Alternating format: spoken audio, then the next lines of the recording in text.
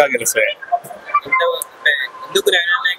ఎందుకంటే నవీన్ అన్న ప్రజల గుండెల్లో ఉంది. ఆయన జూబ్లీస్ ప్రజలను కడుపులో పెట్టి కాపాడుకుంటున్నాడు. గత వాళ్ళ తండ్రి గారి నుంచి వాళ్ళ వారసత్వం మొత్తం ప్రజల చెంతకే వాళ్ళు పాలన తీసుకెళ్లేవాళ్ళు. వాళ్ళకంటే వాళ్ళు అలాంటి వాళ్ళు అయితే ఇక్కడ ఉండరు. ప్రజలే నాకు అడిగి రావాలనుకుంటే ఇక్కడ ఉండి ఇక్కడనే చేయరు.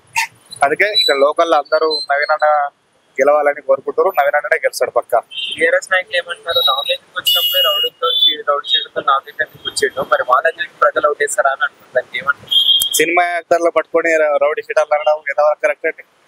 వాళ్ళు సినిమాలలో పాత్రలు పోషించవచ్చు. వాళ్ళ కళాకారులు కాబట్టి వాళ్ళదే చేస్తారు. వాళ్ళ పొట్టగూడి గురించి వాళ్ళని పట్టుకొని రౌడీ షీటర్లు అనడం ఎంతవరకు కరెక్ట్ అండి?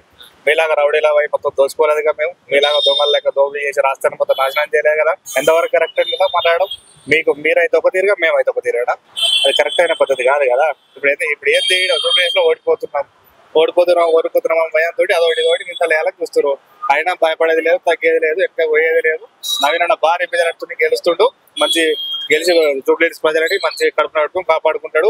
ప్రతి సమస్యలు డెవలప్మెంట్ కానీ ప్రతి సమస్యను క్లియర్ చేసే ప్రయత్నం చేస్తాడు. మనం చూసుకున్నట్లయితే బీజేపీ వాళ్ళు ఏమంటారు, గతంలో కాంగ్రెస్ వాళ్ళకి అధికారం ఇచ్చారు, బీఆర్ఎస్ వాళ్ళకి కూడా అధికారం ఇచ్చారు, ఈసారి మాకు అధికారం ఇచ్చిందంటే జూబ్లీహిల్స్ లో అభివృద్ధి లేదు చెప్పేసి చేసి చూపిస్తామని మాట్లాడుతున్నారు. వాళ్ళు ఎప్పటి నుంచో అలా చెప్తున్నారు. ఇప్పుడు వచ్చారు అధికారులకు, ఇప్పుడు గెలిచారు బై ఎలక్షన్ అదే ఏముండదు వాళ్ళ మాటల వరకే వాళ్ళది ఇష్టం. అంతేగాని గెలిచేది లేదు, చేసేది లేదు. ఏది ఉన్నది నవీన్ అన్నతోనే సాధ్యం. జూబ్లీహిల్స్ డెవలప్మెంట్ కావాలంటే నవీన్ అన్నతోటే, జూబ్లీహిల్స్ ప్రజలు మంచి ప్రశాంతంగా ఉండాలన్నా జూబ్లీహిల్స్ తోటే అవుతుంది, నవీన్ అన్నతోటే అవుతుంది.